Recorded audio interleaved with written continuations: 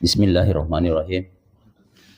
Assalamualaikum warahmatullahi wabarakatuh. Waalaikumsalam warahmatullahi wabarakatuh. Alhamdulillahirabbil alamin. Wassalatu wassalamu ala asrafil anbiya'i wal mursalin sayyidina Muhammadin wa ala alihi washabihi ajmain, amma ba'du. Tiada kata yang pas kita ucapkan pagi hari ini kecuali puji syukur hadirat Allah Subhanahu wa taala. Karena hanya izinnya lah, rahmat, taufik, hidayah dan hinayahnya, kita bisa hadir di tempat ini, di Batu Lapis ini. Dengan suasana yang begini dingin, tapi adik-adik semua masih semangat untuk hadir di masjid ini, untuk melaksanakan salat duha, salat tahajud dan salat subuh secara berjamaah. Alhamdulillah, presentasi pagi ini ada dua. Pertama dibawakan oleh Pak Nur Samsu Sultan dengan tema tujuan utama kehadiran manusia di muka bumi ini. Dan presentasi kedua akan dibawakan oleh Pak Prof. Andi Husni Tandra dengan tema potensi baik dan buruk dalam diri manusia. Ya, terserah kita mau pakai yang mana. Tapi in detail Pak Prof akan jelaskan nanti. Baiklah, kita masuk saja ke presentasi pertama. Karena tadi anunya agak bermasalah ini, jadi flame 2 ya, ada Flame B. Ya, flame B. Silakan Pak Nur. Bismillahirrahmanirrahim. Assalamualaikum warahmatullahi wabarakatuh. Waalaikumsalam warahmatullahi wabarakatuh. Alhamdulillah alladzi anzal Qur'an halakal insan wa 'allamal bayan. Asyhadu an la ilaha illallah wahdahu la syarika lahu wa asyhadu anna Muhammadan abduhu wa rasuluh. Allahumma shalli ala Muhammad wa ala ali Muhammad hataman nabiyyi la nabiyya ba'da. Ya. Selamat pagi juga. Barangkali ada yang non-muslim hadir di sini, Prof. Ada yang non-muslim hadir di Islam semua. Islam semua. Muslim aja tidak mau hadir. Ya, tidurnya dia. Jadi ini suatu pertanyaan. Untuk apa kita hadir di muka bumi ini? A very principal question. And nobody can answer it. Except the Holy Book. Jadi pertanyaan, untuk apa kita hadir di muka bumi ini? Itu tidak ada yang bisa menjawab dengan jelas. Atau dengan akurat. Yang bisa menjawabnya adalah kitab suci. Dalam Bible dinyatakan, tidak apa biar tidak ada muslim, dalam Bible dinyatakan bahwa kamu diciptakan untuk memuliakan Tuhan. Memakmurkan bumi, mengatur binatang. Dalam artian, Allah itu kan sudah mulia. Kenapa harus dimuliakan lagi? Sebenarnya secara hakikat mengakui kemuliaan Allah. Dengan mengakui kemuliaan Allah, kita patuhi perintahnya. Nah itu dalam Bible. Dalam Al-Quran lebih rinci. Dikatakan, "Wama khalaqtul jinna wal insa illa liya'budun." Aku tidak menciptakan jin dan manusia kecuali untuk mengabdi kepadaku. Saya lebih senang menggunakan kata mengabdi daripada menyembah. Karena menyembah adalah bagian daripada mengabdi. Nah, di sini ada dua slide. Saya siapkan, tapi karena memang saya sudah memikirkan, kadang-kadang memang tidak match, jadi saya ke plan B. Inilah jawabannya. Mudah-mudahan bisa dilihat. Wa ma khalaqtul jinna wal insa illa liya'budun. Jadi, aku tidak menciptakan jin dan manusia kecuali untuk mengabdi kepadaku. Nah, sekarang kita memaknai itu mengabdi. Saya tertarik dengan ungkapan Stephen Covey, salah satu penulis kaliber dunia, mengatakan, we begin from the end. Saya awalnya itu bagaimana bisa mulai dari akhir? Tapi itu sepadan dengan ungkapan orang Makassar, nenek moyang kita. Ambat tu penakut lampah, let tu penakut joka. Jadi tiba baru aku berangkat. Rupanya itu adalah well-planned action. Satu rencana yang matang. Sehingga segala aktivitas kita berorientasi pada the goal, tujuan itu. Nah, kita sekarang mencari akar kata daripada mengabdi. Ini dia. Abdi.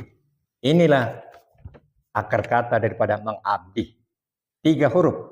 Ain, ba, dan dal. Sekaligus inilah mukjizat Al-Quran. Karena dia adalah mukjizat, setiap huruf ini punya makna. Jadi kehadiran kita pertama di bumi ini adalah ilmu. Makanya terbuka. Ini huruf ainnya terbuka ini. Ain, ilman. Terbuka. Jadi sangat suatu keniscayaan, kita mulai dari taman kanak-kanak dulu, cari ilmu dulu. Dan itu berkelanjutan itu, karena ini tiga huruf ini memiliki rentetan yang selalu selaras. Ain, ilmu. Jadi ilmu dulu yang, jadi mencari ilmu adalah salah satu wujud pengabdian kita kepada Allah. Ilman. Dan ini terbuka. Ilman. Ilman ini ain lan mim. Ini unik juga. Memang ini mukjizat betul Al-Quran ini. Ilman sama akar katanya dengan alam. Ain lam mim. Ilman. Alam ini tempat kita tinggal ini dan ain lam dan mim juga. Jadi kehadiran manusia barulah alam ini bisa dihargai.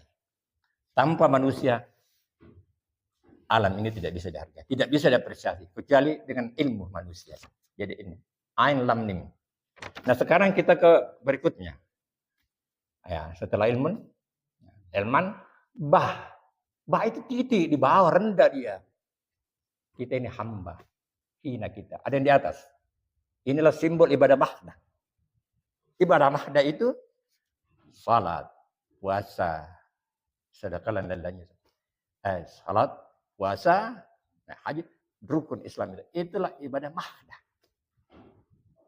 Artinya ilmu yang berkaitan dengan pengabdian kita kepada Allah secara ritual. Dan ini wajib. Wajib ini. Wajib. Kalau ilmu dunia itu fardu kifayah. Kalau sudah ada yang jadi dokter, kita tidak usah jadi dokter semua. Tetapi berkaitan dengan ibadah, menyangkut diri kita itu wajib. Terutama yang utama itu. Wajib. Apa yang menyebabkan Habibie mengeluh di menjelang akhir hayatnya? Karena di saat itu dia rasakan ilmunya yang mampu membuat pesawat tidak berguna dalam kesendirian. Anaknya yang hebat-hebat meninggalkan dia seorang diri. Istrinya sudah pergi duluan. Di situ dia sadari betapa pentingnya ilmu agama. Dia memiliki hak paten dan banyak hasilnya. Tapi untuk siapa? Di saat dia sudah tua, dia sudah sendiri, tidak ada lagi harganya. Di situ dia merasakan. Tetapi ilmunya sangat berguna karena dia mampu membuat pesawat. Ini kaitan dengan ibadah mahdah. Kemudian ini yang ketiga ini bentuk sepatu. Sepatu. Ya, sepatu. Itulah track record. Itulah sepak terjang. Untuk itulah kita dihadirkan ke bumi. Untuk menata bumi, memakmurkan bumi. Termasuk memakmurkan diri. Itu dal. Huruf dal. Sepatu. Sepak terjang. Track record. Jadi pengabdian di muka bumi ini. Sesuai kehendak Allah itu. Dalam dimensi 3. Ilmu, ibadah, mahdah, dan gairu mahdah. Berbuat baik kepada sama. Khairun nas, yanfa'un nas. Sebaik-baik manusia yang berguna untuk orang lain. Sesuai profesinya. Nah itulah tugas kita. Nah inilah jawaban. Jawaban Al-Quran. Dan this the miracle of Quran. Inilah mujizat Al-Quran. Lengkap dia. Melengkapi daripada Bible. Kalau Bible kan menitik beratkan pada ini. Tapi kita nih, kita bersyukur sekali lahir sebagai orang Islam. Alhamdulillah. Tapi perlu kita menambah tetap ilmu. Dengan ilmu kualitas ibadah kita kepada Allah semakin baik. Dengan ilmu kita bisa berbuat baik kepada sesama. Ilmu di sini termasuk skill. Nah, dalam 3 ini ada penilaian. Rabbana ma halakta hadza batil. Jadi semua yang diciptakan ini ada manfaatnya. Dan dalam surah Al-Mulk dikatakan, auzubillahi minasyaitonir rajim. Tabarakalladzi biyadihil mulku ala kulli shay'in qadir. Alladzi halakal mauta wal hayata liyabluwakum ayyukum ahsanu amala. Maksudnya Tuhan, pemilik kerajaan langit dan bumi, menciptakan mati dan hidup. Jadi mati dulu baru hidup. Untuk menguji siapa yang lebih bagus amalannya. Jadi kehadiran kita di bumi ini ada ujian, tes. Apakah kita berbakat surga atau berbakat neraka? Mudah-mudahan yang hadir di saat ini berbakat surga semua, insya Allah, dengan segala persyaratannya. Ya, ini, jadi itu. Jadi kita, nah sekarang bagaimana detailnya, mengembangkan potensi yang ada dalam diri kita, nanti akan dilanjutkan oleh Pak Prof dan nanti ada dialog. Wabarakallahu fiikum. Assalamualaikum warahmatullahi wabarakatuh. Waalaikumsalam warahmatullahi. Bismillahirrahmanirrahim. Assalamualaikum warahmatullahi wabarakatuh. Waalaikumsalam warahmatullahi wabarakatuh. Pak Nur itu menyebut potensi baik dan potensi buruk. Ya. Nah, barang siapa yang menggunakan potensi baiknya, maka dia akan menghendakkan ini. Dia akan sehat, awet muda, umur panjang, bahagia, murah rezeki. Apalagi yang kau carikan di atasnya ini. Ada semua ini ya. Nah, itulah. Jadi, saya mulai dengan ini, mengenal otak. Saya kira dokter-dokter semua tahu bahwa otak itu segala-galanya. Dia merupakan bagaimana kita berpikir, bertindak, bersosial. Tapi ada suatu fungsi otak yang tidak banyak dibicarakan, ialah bahwa otak itu adalah depo farmasi terbesar di dunia. Segala macam obat dibuat di otak dan disimpan di otak. Nah kalau kita perlu apa saja, apa yang cepat, maka otak yang bergerak. Saya kira ini kehebatan otak itu merupakan organ paling tinggi di tubuh kita, dibungkus dengan tengkorak, terletak di antara dua telinga, sebesar kol, dengan berat hanya sekitar 1 kilogram, dapat ditimang dengan sebelah tangan, tapi memiliki 100 miliar sel. 100 miliar sel, setiap sel bisa memiliki 20.000 dendrit atau cabang. Jadi mampu berkoneksi melebihi jumlah seluruh atom jagat raya. Ya, bisa bayangkan itu hebatnya otak kita ya. Ya, inilah anugerah terbesar dan pencipta Allah Subhanahu wa taala. Otaklah yang mengubah wajah planet kita. Ya. Tapi sayangnya otak itu tidak banyak dimanfaatkan, tidak sepenuhnya dimanfaatkan. Jadi walaupun otak memiliki upaya luar biasa, dapat disebut tak terhingga, otak diberikan sebagai raksasa tibu, sayangnya sebagian besar kita tidak memanfaatkan kekuatan luar biasa itu. Hanya 4-10% dari kemampuan otak itu yang termanfaatkan. Jadi rata-rata cuma begini, jadi banyaknya. Nah, orang-orang yang melebihi itulah yang memiliki banyak kelebihan. Jadi our brain is underutilized. Nah, mujizat otak manusia. Selain saya katakan tadi, salah satu adalah pabrik farmasi yang tidak ada tandingannya di dunia, segala macam dibuat di situ. Nah, ada 2 hormon yang selalu berperan. Ini satu hormon yang memberi kebaikan dan satu hormon yang memberi kejelekan. Yang pertama adalah hormon endorfin. Ini 2 hormon yang paling penting kita tahu. Hormon endorfin itu dari kata hormon kebahagiaan. Endogenous morfin. Endorfin artinya endogenous morfin. Artinya morfin yang dibuat ciptakan Tuhan di dalam otak kita. Jadi kita itu punya pabrik morfin di otak. Ya. Makanya kalau kita sakit atau marah, maka keluar hormon-hormon tertentu. Nah, ini disebut hormon kebahagiaan. Artinya dia muncul kalau ada rasa bahagia, nyaman. Kita meningkatkan imunitas dan memperlambat penuaan. Ini hormon endorfin ini. Nah, yang kedua, hormon noradrenalin. Ini noradrenalin, semua sudah tahu ya. Ini sebenarnya adalah hormon perusak. Ini sama dengan racun. Ini sama dengan nomor 2 dari racun ular. Ya. Ini kalau dilepaskan, kalau kita marah, cemas, takut. Ya. Jadi orang yang suka marah itu akan mengeluarkan kontrolnya terlalu banyak. Dan itu sebanyak orang yang suka marah itu cepat mati karena mudah sakit. Ya. Dan kalau baca riwayatnya Nabi itu, kalau para sahabat bertanya pada Nabi, apa sih perilaku yang baik yang harus dilakukan? Cuma satu, jangan marah. Jangan marah.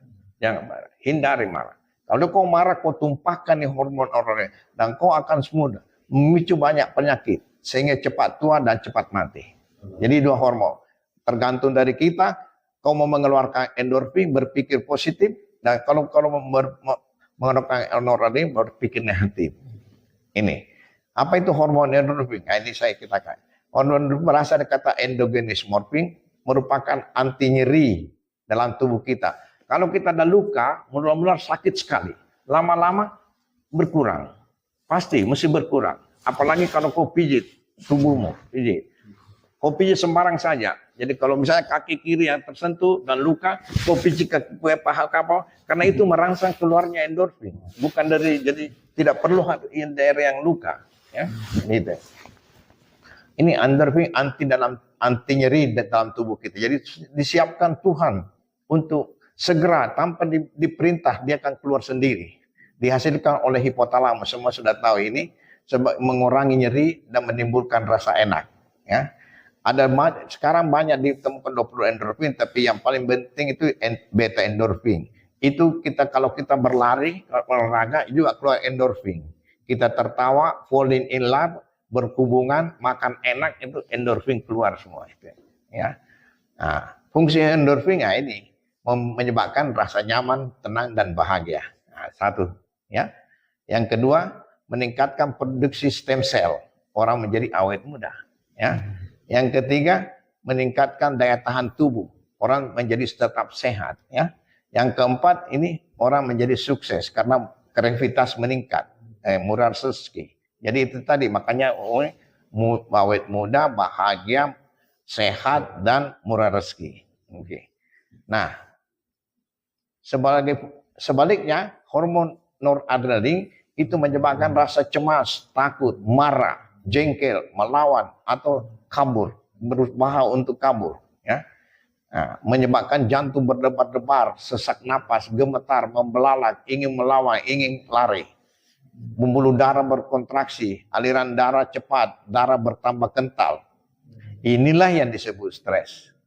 Kalau stres orang ini, darahnya itu menjadi kental, pembuluh darahnya mengecil. Nah itu, jadi kalau itu terjadi di otak disebut stroke, kalau terjadi di jantung disebut serangan jantung. Inilah mengundang stroke, serangan jantung, karena hormon adrenalin tumpah dalam tubuhnya. Jadi setiap kita marah, ketakutan, nah itu selalu tumpah kita hormon adrenalin.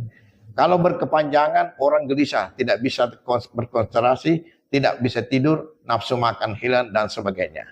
Jadi muncul berbagai penyakit sulit disembuh dan cepat mati. Kalau hormon ini. Jadi pikiran kita lah yang menentukan. Pikiran kita lah yang menentukan apakah kita melepaskan endorfin atau dari. Jadi hanya berpikir kita saja yang menentukan apakah kita keluarkan endorfin atau hormon hormon noradrenalin. Ya, kalau kita merasa hidup ini dengan penuh gairah, bersemangat, semuanya indah dan nyaman, maka kita keluarkan endorfin yang akan dilepaskan. Ya, kita bahagia. Hari ini kita duduk di sini, kita merasa nyaman, bersyukur kepada Tuhan, maka kita keluarkan endorfin. Ya. Nah, kalau kita mensyukuri, selalu merasa cukup, bertambah, tidak pernah berkurang, saya senang dengan ini dan itu. Semua senang disenangi. Selalu kita bersyukur, maka itu namanya semuanya bersifat berpikir positif selalu. Jadi hanya dengan berpikir positif, kita akan mengeluarkan endorfin. Selalu bersyukur dan bersabar. Ya, apapun yang terjadi, selalu bersyukur. Sebaliknya, kalau kita menerima hidup ini dengan penuh penolakan, semuanya tidak enak, tidak nyaman, penuh stres, ya, maka hormon adrenalin yang dilepaskan. Ya, tidak pernah bersyukur, selalu kurang, tidak pernah cukup, tidak pernah puas, tidak mau ini dan tidak mau itu. Semua dia tolak. Saya tidak mau begini, saya tidak mau hidup begini, masa saya mau miskin terus misalnya. Selalu berpikir negatif. Maka selalu kurang dan tidak sabar. Nah, jadi tergantung dari kita, apakah kita mengeluarkan endorfin atau adrenalin. Maka apa makna kedua hormon ini? Makna hormon ini bahwa sesungguhnya Allah Subhanahu Wa Taala menciptakan manusia di dunia untuk hidup bahagia, awet muda dan panjang umur. Saya selalu berandai-andai, kalau misalnya ada orang yang saya mau kirim ke Jepang, dan kalau saya tahu bahwa dia di Jepang dia akan menderita, saya tidak mungkin kirim dia. Jadi saya berpikir tidak mungkin Tuhan mengirim kita ke bumi untuk menderita. Apa gunanya? Iya tak? Jadi selalu kalau ada yang salah, kalau kita menderita, Ya, pemerintahnya membuat rakyat menderita dan sebagainya. Jadi ini tentu ada yang salah. Tuhan menyiapkan segala-galanya dibutuhkan untuk kehidupan kita. Sekarang kita punya mineral-mineral itu, bayangin sekarang orang Indonesia barangkali itu tidak tahu. Orang Indonesia itu Cina itu membeli mineral kita itu langsung, ya? Langsung, tidak dipajak, tidak dan interaksinya itu di laut. Ya, ini luar biasa. Itu di Kalimantan itu, bayangkan itu banyaknya itu mineral yang dia batu bara itu transaksi di laut. Tidak kenapa aja dan dimiliki oleh oligarki. Jadi beruntunglah orang-orang yang mengerti rahasia ini dan merugilah orang-orang yang tidak tahu rahasia ini. Nah ini tadi wasamsi dibacakan tuh. Iya. Wasamsi wa alhamaha fujuraha wa taqwaha. Kada aflaha man sakaha wa kada haba man dasaha. Beruntunglah orang yang maka Tuhan mengilhamkan pikiran, kefasikan dan ketakwaan. Beruntunglah orang yang selalu mensucikannya dan merugilah orang yang mengotorinya. Jadi beruntunglah orang yang selalu berpikir positif dan merugilah orang yang selalu berpikir negatif. Ini Tuhan yang menyampaikan, dan ini Tuhan menyampaikan dengan sumpah dengan demi matahari cahaya pagi, demi bulan apabila mengirinya, demi siang apabila menampakkannya, malam apabila menutupinya, langit dengan segala penyakit, bumi dengan segala penyakit, jiwa dengan segala. Allah mengilhamkan padanya kefasikan dan ketakwaan. Sesungguhnya beruntunglah orang yang mensucikannya dan merugilah orang yang mengotorinya. Beruntunglah orang yang selalu berpikir positif, mempertahankan hormon kebahagiaannya, dan merugilah orang yang selalu berpikir negatif, mempertahankan hormon perusaknya. Ini bagaimana mempertahankan pikiran positif? Untuk mencapai hal ini tidak sulit. Cukup dengan selalu berpikir positif dan bersyukur, selalu berprasangka baik. Akapamadece kok, maaf ini Pak. Akapamadece itu berpikir positif. Aja lalu wakafamaja, jangan pernah berpikir negatif. Itu orang Bugis itu. Kalau disengkan di wajah itu, ada orang Jawa di sini, tidak boleh berkata ada juga beli, kalau dia disuruh pergi belanja, ada juga beli pisang. Kalau tidak ada, dia tidak bisa bilang tidak ada. Masimpo. Para artinya masimpo itu artinya tidak ada, tetapi dia berarti murah. Ya tuh. Ya tahu. Bagaimana cara? Belajarlah untuk selalu bersyukur setiap saat. Tidak ada waktu tanpa syukur. Kalau ada masalah, bersabarlah dan tetap berpikir positif. Carilah hikmahnya. Selalu apapun masalah yang terjadi, selalu berpikir positif. Sebenarnya berpikir positif itu gampang dalam keadaan normal. Tapi paling susah keadaan kita mengalami masalah. Padahal justru disitulah paling penting kita berpikir positif. Kenapa? Karena kalau kita ada masalah, kalau cepat kita berpikir positif, maka cepat selesai masalah itu. Kita gampangnya begini, oh ada hikmahnya. Tidak jadi terpilih, oh ada hikmahnya, ada hikmahnya. Dan itu betul. Kalau kau bisa kata begitu, kau akan mendapatkan sesuatu hal yang positif. Tapi jangan kalau memang saya sial, antum begini, aduh masih. Tuli akapamadece kok. Aku makafana ataku monro. Jadi itu aku berada pada persangkaan hambaku. Dan itu ada hadisnya. Ini hadisnya dari Pak Nur ini. Pak Nur yang kasih. Aku menurut dugaan hambaku kepadaku. Dan aku bersamanya apabila dia ingat kepadaku. Jadi setiap kali kita mengingat Tuhan, berarti kita sudah bersama dengan dia. Jadi kalau kita selalu mengingat Tuhan, maka selalu kita bersama dengan Tuhan. Jadi kerja kita akan lebih bagus. Tidak mungkin kita itu yang saya sebut biasa sebagai sufi modern. Apa itu sufi modern? Sufi modern itu adalah orang yang selalu menyebutkan tangannya untuk mencari dunianya, dan pada saat yang sama hatinya selalu mengingat Tuhannya. Itu sufi modern. Tidak seperti dulu sufi itu bertapa. minta-minta tinggal di masjid saja, hanya mengaji saja. Sekarang mesti lebih aktif mencari dunianya. Iya. Para dokter itu, ini saya mau beritakan, ini dokter-dokter. Kau dokter-dokter itu adalah messenger dari Tuhan ke bumi untuk menyembuhkan orang yang sakit. Ini objin ini. Kau menyelamatkan orang-orang yang tidak bisa melahirkan misalnya. Itu berarti kau melakukan kewajibanmu sebagai misimu sebagai dokter. Nah, oleh karena itu seorang dokter untuk bisa melakukan banyak harus meningkatkan banyak ilmu. Semakin banyak ilmu artinya semakin banyak orang yang kau tolong. Jadi untuk itu kau harus selalu belajar. Saya pulang dari Jepang hanya satu yang selalu belajar. Apa saja yang saya pelajari. Ya, macam-macam seperti ini misalnya. Aku menduga.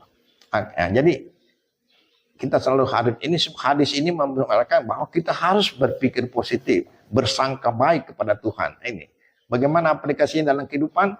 Sederhana, selalu berpikir positif, jangan pernah berpikir sempit. Ini ada buku yang disebut Murakami Kazuo itu menulis buku, dia ahli DNA. Dan disebut bahwa Tuhan itu ada di DNA. Nah, DNA itu ada di dalam setiap sel. Jadi Tuhan itu ada di setiap sel kita. Jadi Tuhan itu berada sebenarnya semua ada dalam diri kita. Tergantung kita merasakannya bahwa Tuhan ada dalam kita atau tidak. Nah, itu ada pesannya yang bagus. 3, kalau mau hidup yang seimbang, selalu berniat yang mulia. Nah, begitu kita selalu berniat yang mulia, maka Tuhan mulai menyenangkan kita, menjaga kita. Gen positif kita itu meningkat. Artinya gen positif itu bergairah bekerja itu meningkat. Jadi hasilnya bisa cepat. Selalu bersyukur dan berterima kasih. Dia tidak mengenal Tuhan ini, orang Jepang ini. Tapi dia mengatakan saya yakini ada Tuhan. Karena tidak mungkin ini begitu kompleksnya namanya DNA. Yang luar biasa menentukan dan tidak ada satu orang pun yang sama DNA-nya. Karena itu dipakai untuk menentukan ini siapa ini. Dan ini. Jadi begitu banyaknya penduduk bumi tapi tidak pernah ada yang sama. Selalu bersyukur dan berterima kasih. Dia bilang begini, kita tidak mungkin hidup hanya karena kemampuan kita, karena kekayaan kita, kepandaian kita atau apa saja. Kita hanya bisa berhidup karena rahmat Tuhan. Dia sebut rahmat Sang Agung. Gitu. Dan yang ketiga, selalu berpikir positif.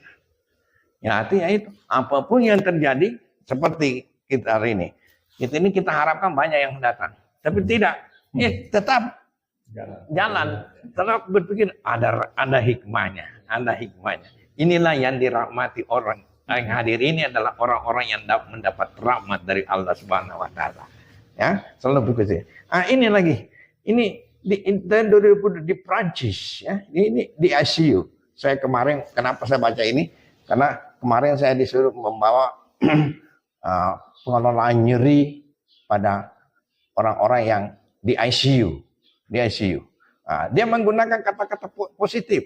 Dia bilang, jangan kau tanya pasien bilang, kau sakit. Jangan kau bilang kau sakit. Kau bilang itu negatif. Tapi ayo comfort. Jadi dia bilang, ayo jangan sebut kata positif. Ayo comfort. Yes. Dia berarti dia tidak sakit. Baru kalau oh no, baru mulai. Oh no, adakah yang sakit? Jangan langsung bilang apa yang sakit. Kau ini jangan menggunakan ini. Kalau kau start the question about comfort rather than pain. Comfort is positive word, positive word, while pain is negative word. Jadi ini orang Prancis itu menyebabkan ini kata positif, kata negatif dalam pengelolaan nyeri. Coba orang. Jadi kalau kita tidak melakukan itu kita sangat tertinggal ya. Persangka buruk. Sesungguhnya manusia lahir dengan fitrahnya murni, tetapi dia pula lah yang mengotorinya. Diingatkan dalam Al-Quran kan? Ini dan di Al-Ansab itu dan kamu bersangka yang bukan terhadap Allah. Kita Tuhan tidak berperkara sama saya. Saya memang tidak disenangi Tuhan. Itu jangan pernah berkata begitu ya. Nah, sesungguhnya persangka itu tidak sedikit pun berguna untuk mencapai kebenaran. Artinya tidak mungkin Tuhan begitu. Tuhan itu maha penyayang. Maha banyak dosamu aja dia ampuni. Jangan takut. Tuhan itu maha pengampun. Saya selalu mengingat itu. Tuhan itu maha pengasih, penyayang, pemurah, pengampun, maha kaya. 5 itu selalu pengasihnya. Saya pikir kalau selalu saya ingat ini, maha pengasihnya akan selalu datang. Pemurahnya akan datang. Pengampunnya akan datang. Dan apa? Jadi kalau kita selalu kalau kita meyakini bahwa Tuhan maha pengasih, penyayang, seolah-olah Tuhan itu berkata, misalnya Dr. Hamzah bilang gitu, Tuhan maha pengasih, penyayang. Oh, putra berkata, oh, kau mau melihat pengasih penyayangku Hamzah? Nah, dan dia akan tersedia, dia akan memberikan kau rezeki yang kau tidak pernah duga. Maaf, saya banyak kali mendapat begitu. Salah satu yang terakhir itu, aku mendapat penghargaan dari Kaisar Jepang. Tidak masuk di akal, Pak. Tidak masuk. Orang seperti saya bisa dapat begitu. Tidak masuk di akal. Banyak. Saya bisa sekolah ke Jepang, gitu. Itu hal-hal yang tidak pernah kita duga sebelumnya. Tidak pernah. Dahulu saya ingin sekolah di Amerika. Maunya saya begitu. Tapi tidak pernah kejadian. Bahasa Inggris itu jelek. itu modalnya tidak ada karena bahasa Inggrisnya jelek. Mau sekolah di Amerika bagaimana bisa? Nah, tapi Tuhan bawa saya ke Jepang. Dan ada rahasianya. Seandainya saya sekolah di Jepang, di Amerika, saya tidak dapat pemekaran dari Kaisar. Jadi ada maknanya itu. Itu baru sekarang. Kemarin waktu saya diundang untuk mengingat profesor kami yang sudah meninggal, saya disuruh cerai. Saya bilang begitu, sebab rupanya Tuhan mau saya diberi penghargaan oleh Kaisar Jepang, makanya saya dikirim ke Jepang. Kalau saya ke Amerika tidak mungkin kan? Nah, itu. Allah menghilangkan kefasikan dan keaisan yang tadi ya. Oke, kata-kata magnetis. Jadi selalu kita menggunakan kata-kata yang kalimat cinta dan syukur, ini yang penting kita katakan. Ini kan dikatakan Masao Emoto yang saya kira semua baca yang berbicara dengan air. Kalau air aja kau bicara dengan kata-kata cinta, syukur, dia kristalnya akan bagus. Tapi kalau kau bilang kau jelek, kau bodoh, kau ini semua kata-kata jelek, kristalnya jelek. Nah itu, kira-kira. Jadi kita harus memperhatikan apa yang kita ucapkan. Jangan pernah menarik kata-kata negatif. Perhatikan betul kata-kata yang Anda ucapkan dan yang tidak terucap dalam hati. Jadi dalam hati itu juga tidak boleh. Jadi tuli akapamade ceko. Selalu pun berpikir positif. Kedua, akapam ajak mau pade. Jadi itu tadi orang Bugis itu jangan pernah berkata tidak atau negatif. Tidak. Masempo. Ajak mu palaleng majae. Jangan kau mengucapkan kata-kata yang jelek. Ajak mu palaleng majae. Pernah kemarin waktu saya mau umroh lewat Surabaya, ada teman Surabaya itu mau kasih ikut dia punya ipar. Iparnya belum pernah naik pesawat. Jadi sepanjang jalan dari kota Surabaya ke airport, dia ganggu itu iparnya yang baru mau naik baru mau naik pesawat. Dia bilang, kau itu datang cuma melihat saja pesawat sampai di airport kau pulang nanti. Dia cuma main begitu. Tiba di sana salah nama itu, salah ketik itu namanya. Dari saat rombongan itu, dia salah ketik namanya, tidak bisa berangkat. Berangkat besoknya karena diketik ulang. Diketik ulang. Itu jadi waduh menyesalnya itu dia ganggu iparnya itu. Kita dengar dia berkelakar dengan iparnya itu, tapi tidak pernah terbayang Pak, dari rombongan kita itu ada 20 orang cuma dia yang tidak berangkat. Hanya karena salah satu namanya, tidak bisa salah namanya. Jangan mengucap kata yang jelek.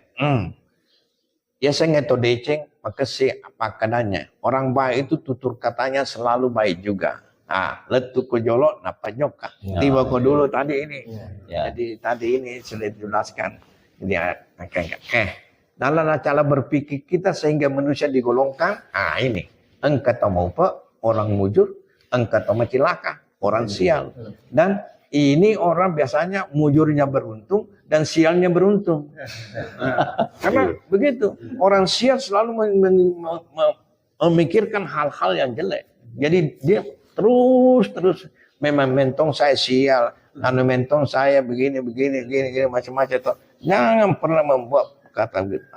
Selalu berpikir positif. Selalu bergairah hidup. Memang ini beruntung maksudnya Prof ya? Kurang G mungkin di atas tuh. Ya. Yang nomor 2 dari bawah. Oh iya beruntung. Ya. Beruntung maksudnya ya. Beruntung ya. Oke. Artinya terus menerus. Terus menerus ya. Oh, orang kaya versus orang miskin. Kenapa ada orang yang kaya? Kenapa banyak orang miskin? Ini pengalaman ini.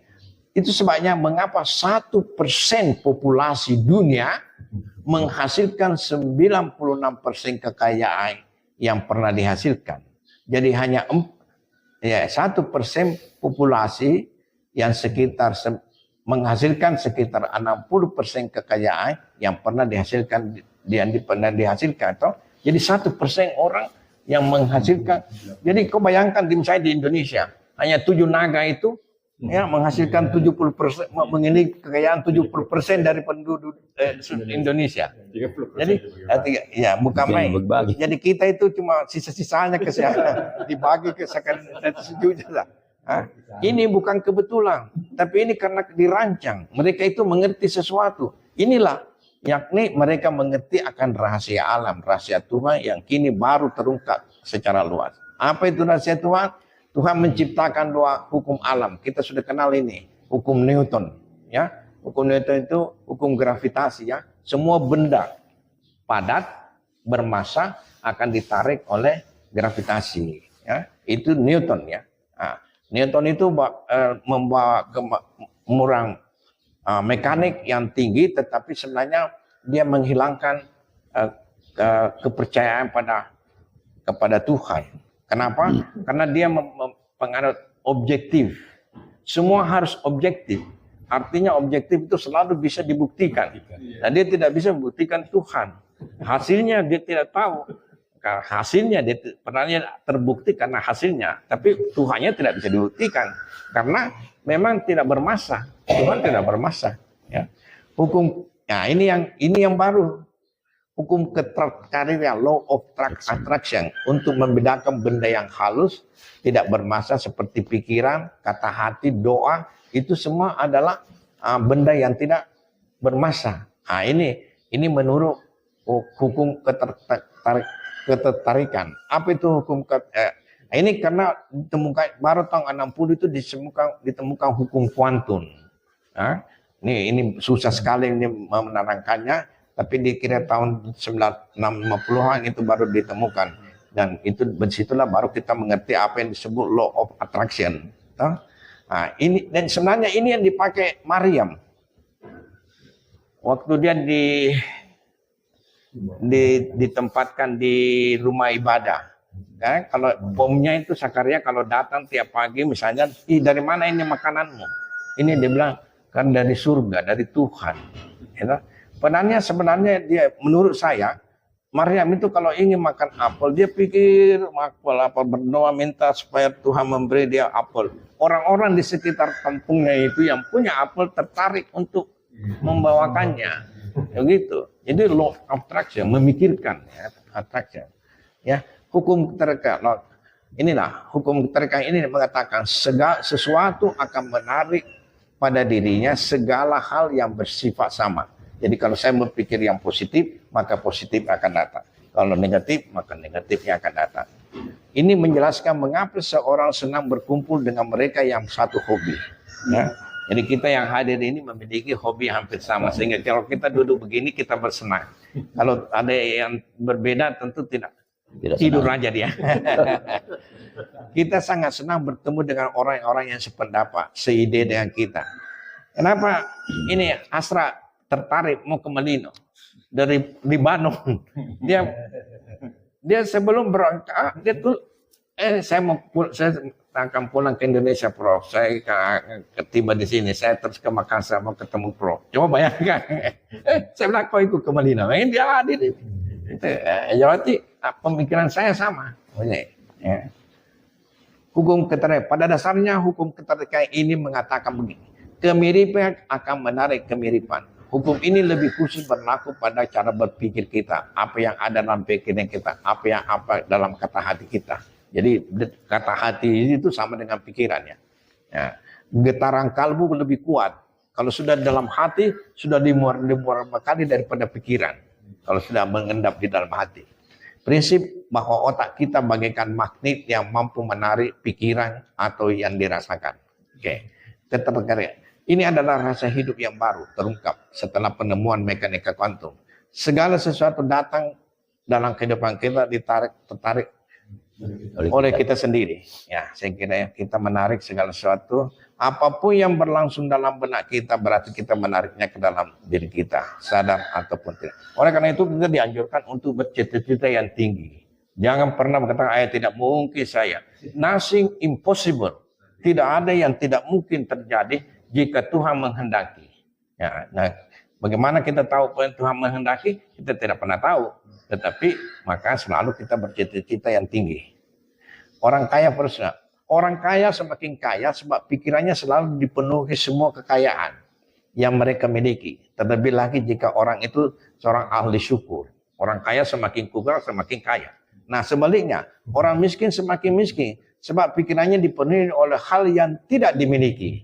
Dan kata lain, persaing tidak punyanya yang tidak dimiliki. Memang tuh saya siap, ya saya tidak selalu dapat begini, saya selalu celaka, begitu. Jadi gitu. Terlebih lagi jika orang itu tidak punya dan ahli komplain, selalu mengelit tidak memilikinya. Jadi ini ya, secara hukum tarik-menarik ini menekatan langgeng dalam kemiskinan otomatis karena selalu memikirkan hal-hal yang tidak ada, yang miskin. Oke. Mengapa demikian? Karena kebanyakan orang memiliki apa yang mereka tidak inginkan. Memikirkan apa yang mereka tidak inginkan. Kan? Jadi dia tidak punya apa-apa, maka dia tidak selalu pikirkan, kenapa saya ini miskin, kenapa? Itu yang dia pikirkan. Maka kemiskinan itulah yang selalu mengundang. Jadi keinginan itulah yang selalu muncul. Suatu wabah yang paling buruk yang pernah dicapai manusia selama berabad-abad adalah wabah tidak ingin. Dia tidak ingin miskin, padahal dia mengundang miskin. Dia tidak ingin gemuk, toh? Tapi dia bilang, saya tidak suka gemuk, Tapi jadi dia undang gemuknya, dia tambah gemuk. Wabah ini terus terpelihara terutama dalam berpikir, berbicara, bertindak, berfokus. Menjadi masalah. Mereka tidak inginkan. Jadi selalu mengemukakan hal-hal yang dia tidak inginkan. Apa yang akan memperoleh fokus? Apa yang kita fokus itu? Anda ingin kaya, fokus ke berlimpah. Anda ingin sehat, fokus pada kesehatan. Anda ingin bahagia, fokus pada kebahagiaan. Anda ingin damai, fokus pada kedamaian. Anda ingin pandai, fokus pada ketekunan dan pada pelajaran. Fokus pada hal yang diinginkan. Selalu begitu. Ingin fokus ke diri. Saya kira inilah rasa kehidupan yang tercuekkan. Anda akan mendapatkan apa yang Anda fokus. Jadi jangan memfokuskan pada hal-hal yang tidak baik. Hormon endorfin adalah anugerah dari Allah Subhanahu wa taala. Sesungguhnya hormon kebahagiaan endorfin ini adalah hadiah dari Tuhan untuk manusia. Tuhan menginginkan agar kita manusia menjalani hidup dengan penuh kebahagiaan, sehat walafiat, awet muda, panjang umur, bebas penyakit, rezeki banyak. Dengan selalu berpikir bersih, bersyukur dan bersabar, insya Allah hidup kita akan selalu bahagia, awet muda, tetap sehat, bebas penyakit, umur panjang, murah rezeki. Ya, untuk mencapai hal ini tidak sulit, selalu berpikir positif, hindari berpikir negatif. Tidak ada yang tidak mungkin jika Tuhan menghendaki. Ini saya kira tidak usah. Terakhir, dalam keseharian selalu berupaya berbuat kebaikan seperti setiap hari, sekecil apapun. Jadi sekecil apapun buatlah kebaikan. Nah, kalau ketemu pagi-pagi perawat, itu kalau saya bicara di perawat, senyum saja sama pasien sudah senang, apalagi dokter. Kalau dokter kau senyum saja pada pasienmu luar biasa. Wah, jika pagi hari kau berbuat kebaikan, maka di siang hari akan memberapa keberuntungan. Kalau keberuntungan dan malam hari kau dapat kebahagiaan. Apalagi yang kau cari. Kalau kau senyum saja satu pagi, membuat kebaikan sekali. Saya bangun di rumahku tuh selalu jam 4. Jadi belum bangun semua. Jadi saya bikin kopi sendiri, bikin apa semua toh. Ya, saya bikin sendiri. Kalau saya lihat masih banyak piring yang belum dicuci, saya cuci. Saya cuma mau ada pembantu, tapi saya pikir aku mau berbuat kebaikan sekecil apapun, ya, supaya kebaikan sekecil apa, siang hari dapat keberuntungan, malam hari kita dapat kebahagiaan. Oke? Kebaikan apa yang kau lakukan, jangan pernah berharap balasan. Lakukan dengan ikhlas. Nah, ini dokter-dokter. Lakukan dengan ikhlas. Biarkan Tuhan yang membalasnya. Bayangkan kalau kau dibalas oleh pasien, berapa jadi balaskan. Yeah. Tapi kalau Tuhan yang balas kau, luar biasa berlipat ganda. Jadi kalau perlu kasih bebas pasienmu, Dokter Hamzah. Nah, betul. Saya tidak main-main, betul. Ini lakukan. Pada satu waktu di rumah sakit rumah sakit yang Siti Hadijah. Nah, saya itu yang buka Siti Hadijah, tahu. Saya buka Siti Hadijah operasi di sana. Ya. Siti Hadijah, tengah malam-malam kita dipanggil mau operasi. Kenapa rapinya belum masuk? Sampai jam 11 malam belum masuk. Pro, belum masih kurang uangnya. Astagfirullah. Apa masalahnya? Uangnya, oke. Sekarang saya bebas. Terus ada Prof. Sarifuddin Rauf, ada toh anak. Bagaimana Puding kau? Oh, saya juga bebas. Panggil ahli bedahnya, bebas semua. Bebas ya apa? Sekarang bebas semua. Itu orang dari pulau, tidak Gemini, mesti dioperasi. Wah, akhirnya dia dioperasi. Nah, kalau kita kasih bebas, apa ruginya kita? Kita tidak pernah jadi miskin dengan begitu. Jadi saya ada temanku banyak temanku orang Cina, dia bilang, ini temanku ya, saya kasih bebas, tapi kau tarik, dia orang kaya, banyak orang. Saya bilang, kalau kau tidak bayar, saya juga bebas. Kalau temanku juga. Ya toh? Tidak, tarik mako. Saya bilang, tidak. Saya kalau tarik, saya tidak jadi kaya. Ya toh? Jadi kalau saya tidak suruh bayar, saya tidak jadi miskin. Ya toh? Jadi hal-hal kita sederhana begitu. Tapi nanti Tuhan yang gantikan kita. Dia gantikan dengan yang berlipat-lipat ganda. Jadi balasannya akan lebih besar. Oke, saya kira ini mudah-mudahan ada manfaatnya. Wabillahi taufiq. Assalamualaikum warahmatullahi wabarakatuh. Waalaikumsalam warahmatullahi wabarakatuh. Ada 2 presentasi, tentu kita ada kesan semua ya terhadap presentasi pertama dan yang kedua. Jadi kita mau ada respon dari peserta ini terhadap presentasi pertama ya. Yang dibawakan tadi Pak Mun Samsu, ya bisa bertanya, bisa juga pertanyaan, pernyataan ya, ada 2 bisa ya, pernyataan bisa, pertanyaan boleh ya. Jadi saya persilahkan kepada teman-teman sekalian dikaitkan dengan kehidupan sehari-hari kita, boleh kaitkan dengan profesi kita, sehingga mungkin ada dampaknya dalam kehidupan ini. Saya persilakan, mungkin siapa yang mau mulai pertama. Tujuan utama itu adalah melayani, jadilah pelayan. Yeah. Islam itu kan tadi ada hadisnya, Pak. Sebaik manusia ada orang yang bermanfaat bagi orang lain. Itu hanya melayani. Nah, ini yang kadang-kadang kita ini dulu kita orang, maaf ya, orang yang darahnya biru dulu itu tidak boleh, jangan bikin begitu, yang begitu. Ini jadi mengurangi pelayanan. Nah, jadi kau mau jadi apa? Jadilah pelayan yang baik. Di Kristen itu jadilah gembala yang baik. Jadi kau menjadi pegawai di kedutaan besar, menjadi pelayan, dokter pelayan. Saya biasa bercerita, dokter itulah pelayan yang paling rendah. Adakah pelayan yang pegang fesesnya orang lain? Dokter pegang. Kalau orang tuse itu lalu pakai handuk, itu pegang feses itu. Jadi pelayan.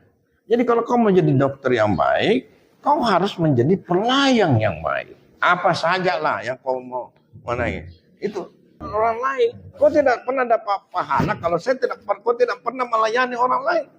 Jadi kuncinya adalah melayani. Layani. Jadi kuncinya harus diterangkan itu bahwa anak didik kita itu, anak-anak kita di kecil kita suruh melayani supaya terbiasa melayani orang. Kita kalah dengan maaf dari Cina. Kenapa anak melayani? Jadi dia jauh lebih pandai melayani dibanding dengan kita. Coba Mi, ada dua toko yang sama, satu Cina, satu Cina yang terang. Ini ketika ada yang mau masuk karena Cina begitu. Kalau kita kata-katanya kurang bagus ya, itu. Jadi kemampuan melayani itu yang paling penting ya, Pak, dibangun agama. Karena cuma kalau kau tinggal di rumahmu saja, tidak ada kau bikin. Kau tidak, itu saya kira. Terima kasih Pak Prof. Tambahnya. Seperti ilmu. Ya. Kalau peristiwa terjadi di depan Unhas, para PT-PT tabrak, sopirnya tertekan dengan setirnya. Maka beramai-ramai lah orang kampung menolong dia, menarik dia. Akhirnya dia mati karena dia tidak bisa bernapas dan ditarik. Karena dia tidak punya ilmu. Seandainya dia punya ilmu, jangan begitu. Gergaji ini tidak boleh itu. Gergaji ini. Nah, itu contoh yang konkret. Dia mati karena di beramai-ramai tarik dia. Padahal kostanya ini sudah patah-patah. Contoh begitu. Jadi harus bekerja dengan ilmu. Dokter kalau salah ya merusak pasien pasti. Ilmunya kurang. Jadi perbanyak ilmu.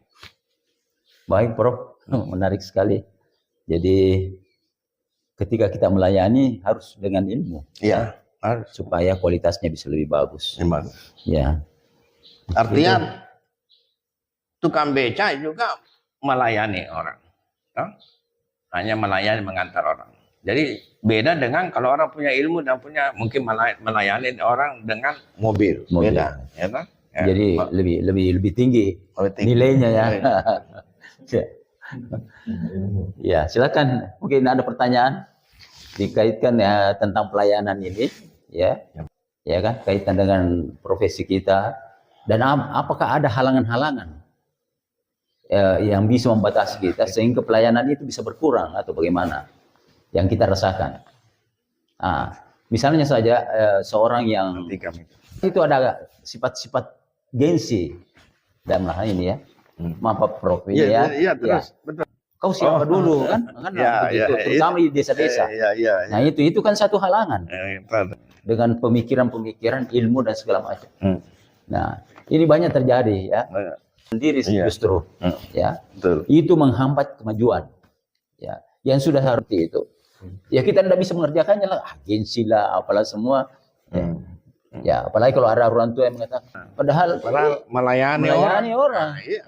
Rugi sendiri. Iya. Itu yang terjadi banyak sekali hambatan yang membuat kita tidak berkarya, tidak melaksanakan sesuatu yang lebih ini ya. Yang bisa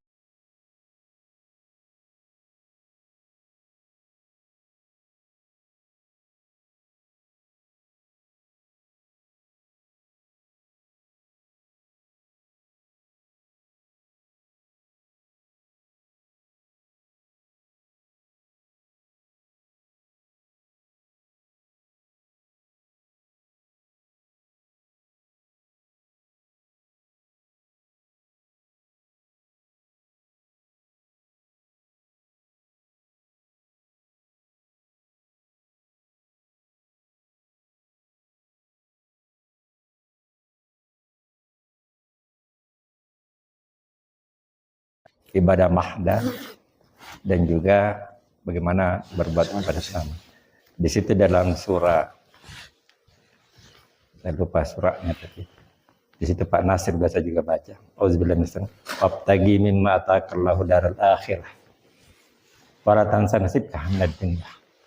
Fahsin kama ahsana ilaik. Carilah untuk kehidupan akhiratmu. Jadi akhiratnya duluan. Jangan lupa nasibmu sebagaimana Allah berbuat baik kepadamu. Ya. Itu dalam surat Al-Qasas barangkali itu Pak. Al-Qasas dan itu anehnya itu ditempatkan pada ayat 77. Jadi kalau orang Bugis ini tujuan. Marilah. Jadi ini orientasinya akhirat, tapi jangan lupakan nanti dunia. Dalam arti kita berbuat seperti yang dikatakan Pak Prof tadi itu, selalu nawaitu, ikhlas itu untuk akhirat. Jadi kita berbuat baik kepada sesama itu nawaitunya. Tinggal malu bin niat, tergantung dari nawaitunya. Ya, jadi ini bagus sekali apa yang disampaikan dan ini kita beruntung hadir di sini. Ya, tinggal persoalannya bagaimana mengaplikasikannya ya. Bahwa kita senantiasa menambah ilmu, menambah keahlian supaya kita punya ibadah kepada Allah berkualitas dan pengabdian kita juga berkualitas. Ya, itu. Ya. Bertanya atau ada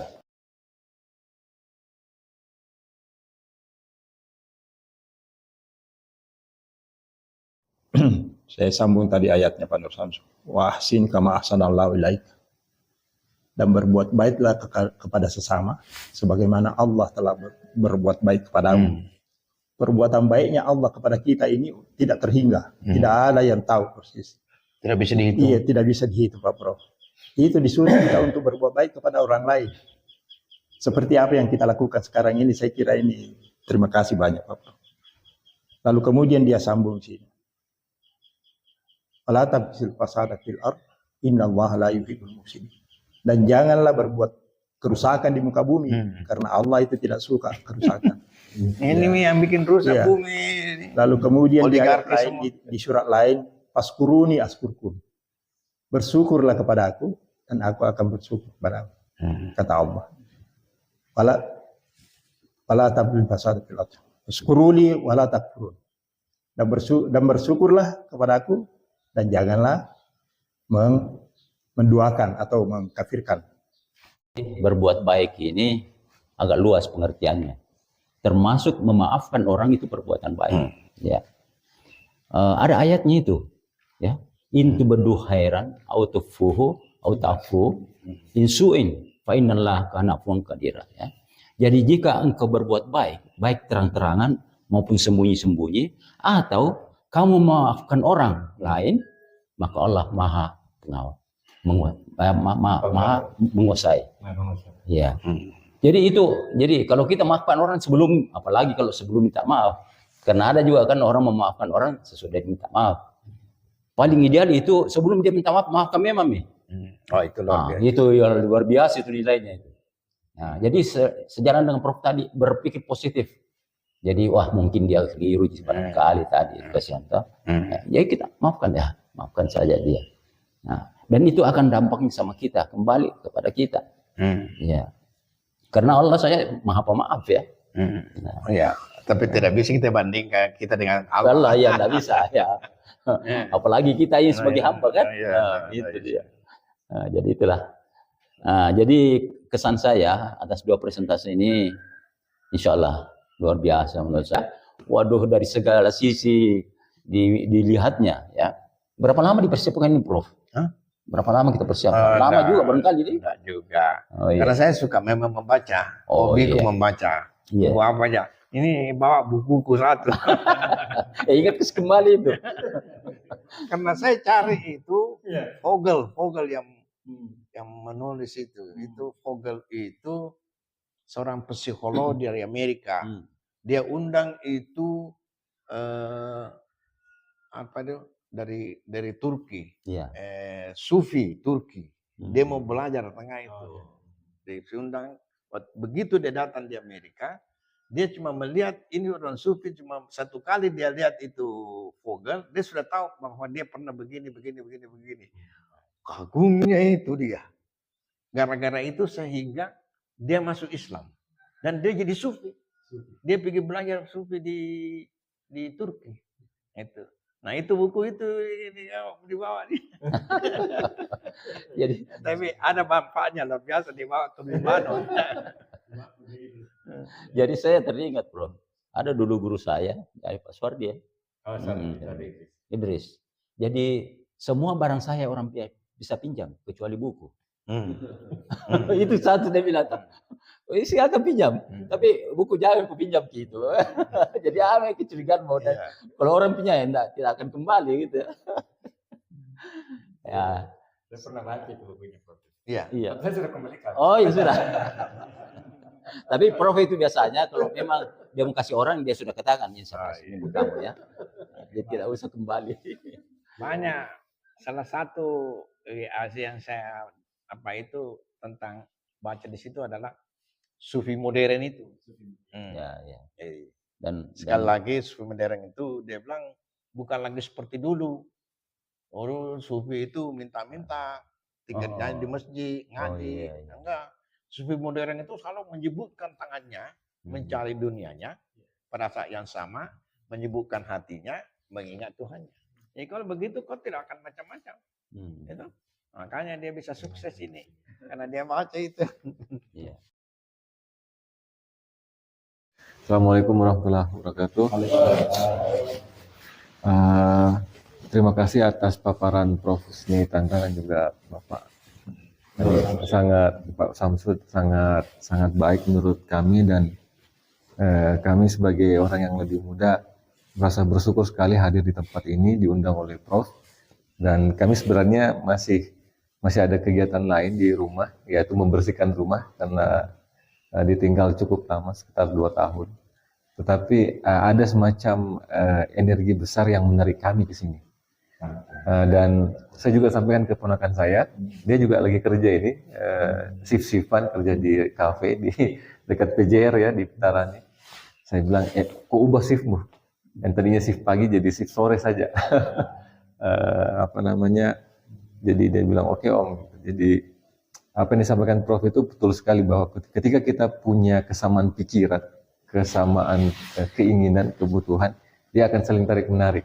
Saya tidak pernah membayangkan berada di sini. Yang saya rencanakan dari awal ketika tiba kembali di Jakarta adalah saya mau membereskan urusan pekerjaan saya di kantor pusat di Kemlu, dan yang kedua bertemu orang tua saya di Makassar.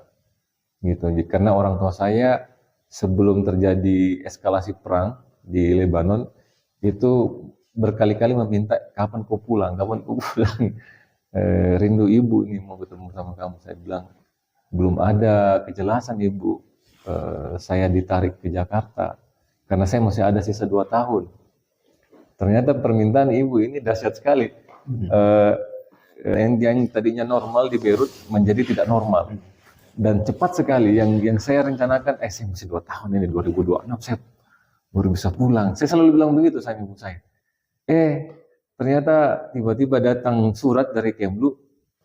Jadi essential staff ini adalah 3 orang yang harus remain di KBRI untuk menjaga KBRI, karena KBRI tidak boleh tutup selama ada WNI tinggal di negara itu. Jadi itu berlaku di semua kedutaan di seluruh dunia. Ketika terjadi keadaan darurat, perang, bencana alam dan seterusnya, selama ada WNI di negara itu, KBRI tidak boleh tutup. Dan hanya boleh menyisakan essential staff. 3 orang itu adalah 1 diplomat paling senior sebagai kepala kantor, 1 lagi sebagai petugas sandi, petugas komunikasi, yang 1 lagi adalah bendahara KBRI yang mengatur masalah keuangan. Yang sisanya itu boleh pulang atau boleh ditarik ke negara yang aman. Saya termasuk yang ditarik. Jadi apa yang disampaikan Prof itu terbukti bahwa ketika kita ada keinginan dan kita fokus terhadap keinginan itu, minta sama Allah, Allah yang akan mengubahnya, yang akan mengaturnya. Dan ketika saya sampai di Jakarta, ya Allah, ini kan permintaan ibu saya, suruh saya pulang. Ini beberapa bulan sebelum eskalasi, di mana pada saat itu saya berpikir tidak akan ada eskalasi dan saya akan masih lama di sini.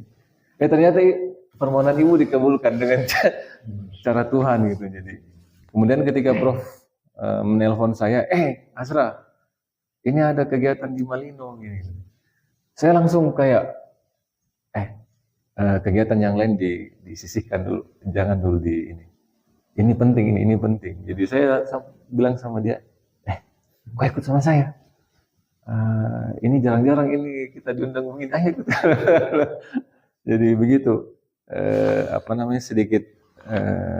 Sedikit ulasan dari kami. Dan yang kedua, ini terkait dengan kebiasaan buruk. Kita kan tahu bahwa di dalam bungkus rokok itu, tadinya kan rokok itu hanya berisi peringatan tertulis bahwa ini Anda bisa kena impotensi, apa gagal janin, apa penyakit jantung. Tapi sekarang kan pakai gambar itu, yang sangat mengerikan itu.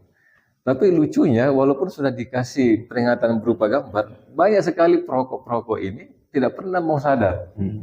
Kita nasihati, kita kasih contoh, ini tetanggamu sudah mati gara-gara ini perokok pasif pun mati juga. Tapi tetap juga merokok gitu, tetap juga merokok. Jadi saya bilang kepada keluarga saya, ini bapaknya nih perokok berat dan istrinya sudah meninggal. Istrinya itu kakak saya sendiri. Bahkan di dalam rumahnya itu sering borokok ya, di ruang tamu, apalagi di toilet. Nah, yang saya ingin tanyakan, Prof, bagaimana sebenarnya kita menasihati orang yang berkebiasaan buruk, padahal dia berpendidikan, dia mengerti hukum rokok, dia tahu dampak rokok, tapi kenapa dia tidak bisa berhenti dari kebiasaan buruknya? Itu yang kadang-kadang saya menasihati dengan cara apa orang ini. Jadi mudah-mudahan dari pertemuan ini ada solusi sehingga kita pulang, saya pulang, saya ketemu lagi sama kakak saya ini, sepupu saya ini, saya bisa memberikan nasihat yang berhenti mau berhenti mau. Kan lebih enak kan kalau kita panjang umur. Tadi sampaikan Prof itu bagus sekali, panjang umur, murah rezeki, apa lagi mau dicari? Sekian Prof dari pertanyaannya. Assalamualaikum. Itu sedang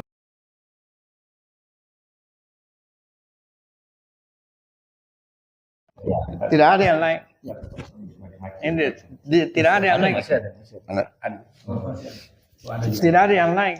Doakan saja. Kalau perlu saya doakan kau ya supaya kau berhenti merokok.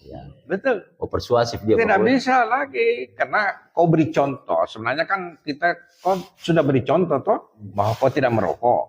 Tidak ada lagi, itu yang paling tinggi. Doa. Yang kedua yang paling tinggi lagi ya doa. Saya doakan kau sebagai merokok. Saya juga dulu merokok. Bertanding rokok. Orang Jepang juga merokok. Profesor aku merokok. Sedikit-sedikit rokok dulu.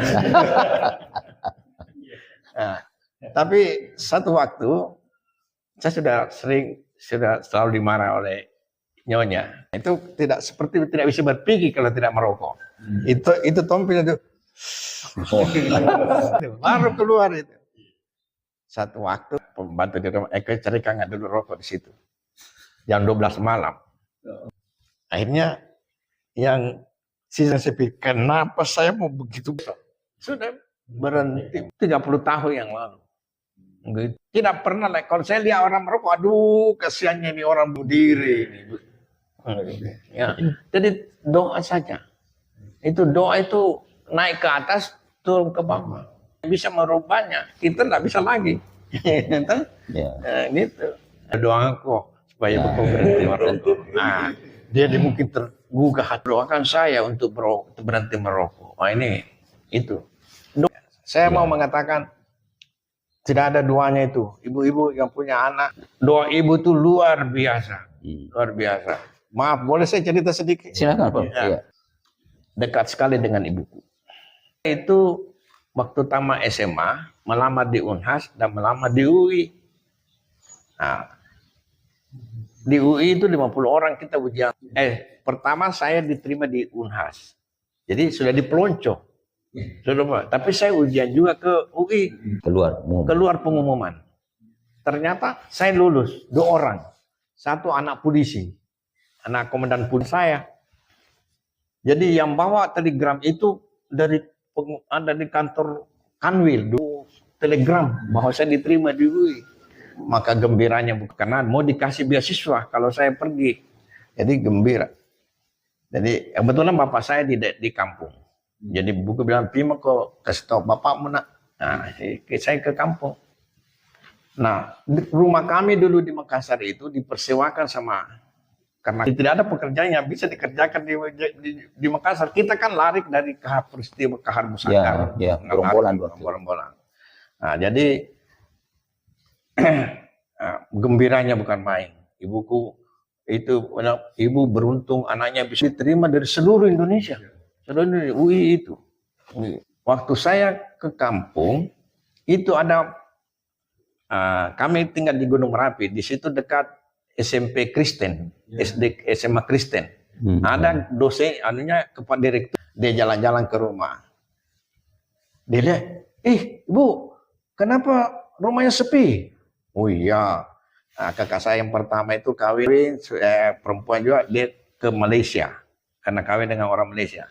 Yang ketiga itu kakak saya masuk AMN, Akademi Militer Nasional. Rating ketiga sama-sama dengan Pak Palaguna.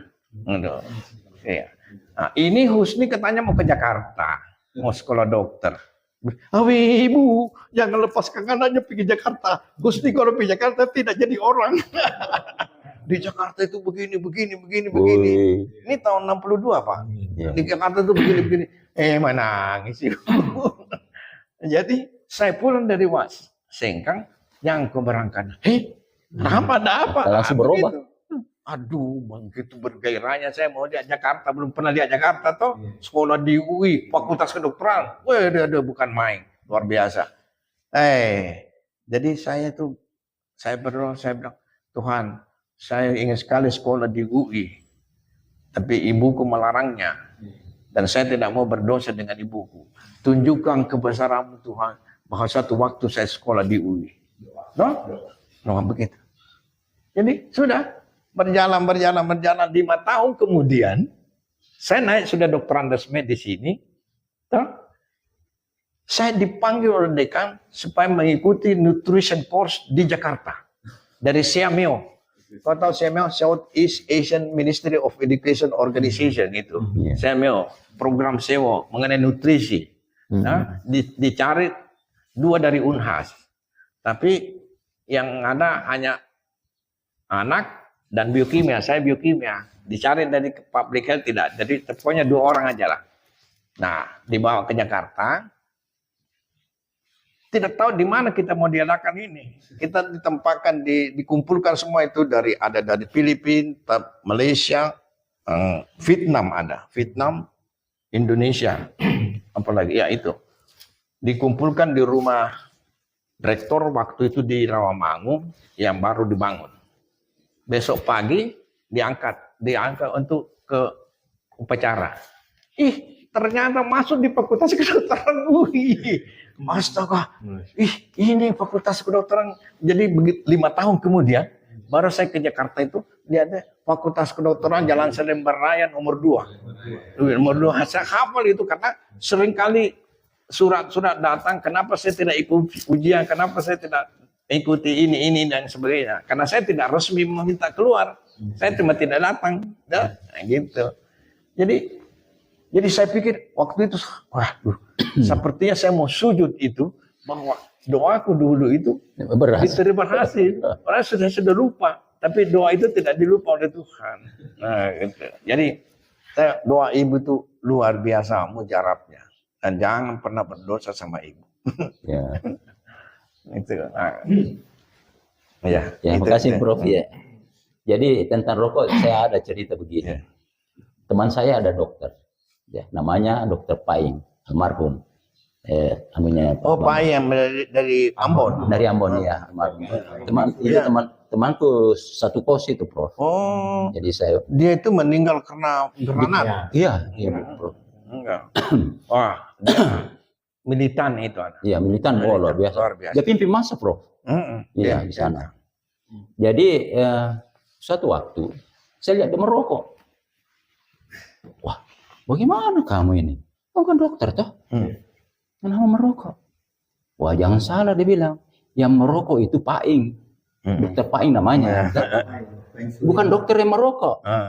Paing yang merokok. Aduh, kupikir ini susah juga dilawan dokter ini. Banyak sekali alasannya. Ya, jadi begitu dia bilang. Ini sekedar intermezzo ya, untuk menutup pertemuan kita. Ya.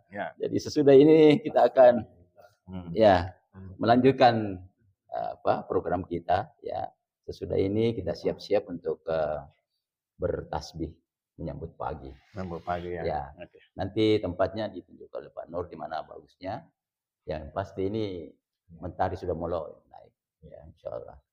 Ya. Saya kira begitu pertemuan kali ini, pagi hari ini.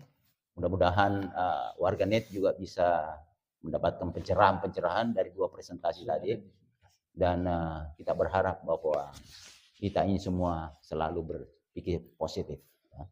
Insya Allah kita akan mendapatkan ridho dari Allah Subhanahu Wa Taala. Amin ya rabbal alamin. Assalamualaikum warahmatullahi wabarakatuh. Waalaikumsalam.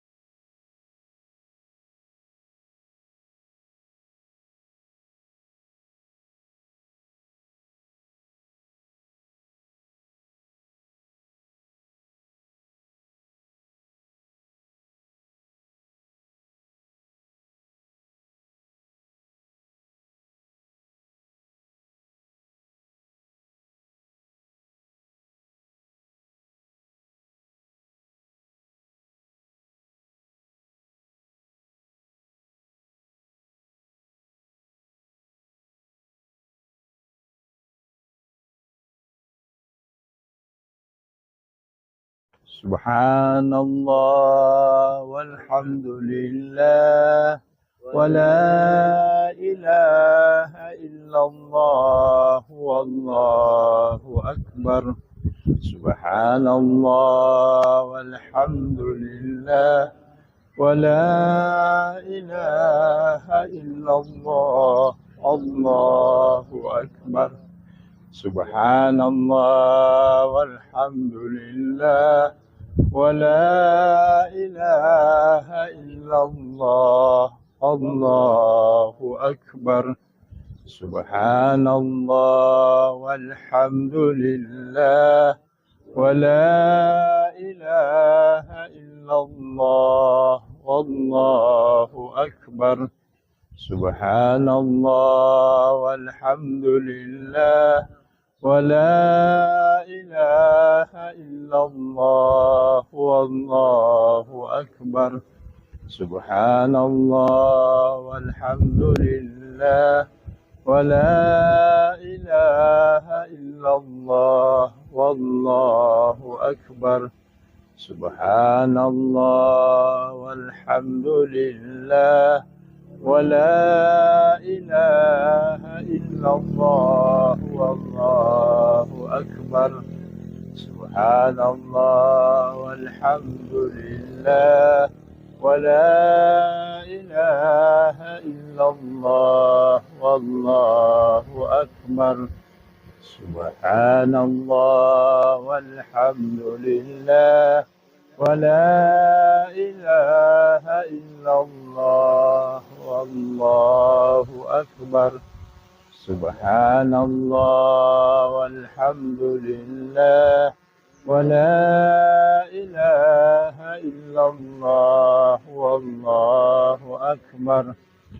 Subhanallah walhamdulillah wa la ilaha illallah wallahu akbar. Subhanallah walhamdulillah wa la ilaha illallah wallahu akbar. Subhanallah walhamdulillah wa la ilaha illallah wallahu akbar. Subhanallah walhamdulillah wa la ilaha illallah wallahu akbar. Subhanallah walhamdulillah wa la ilaha illallah wallahu akbar. Alhamdulillahirabbil alamin.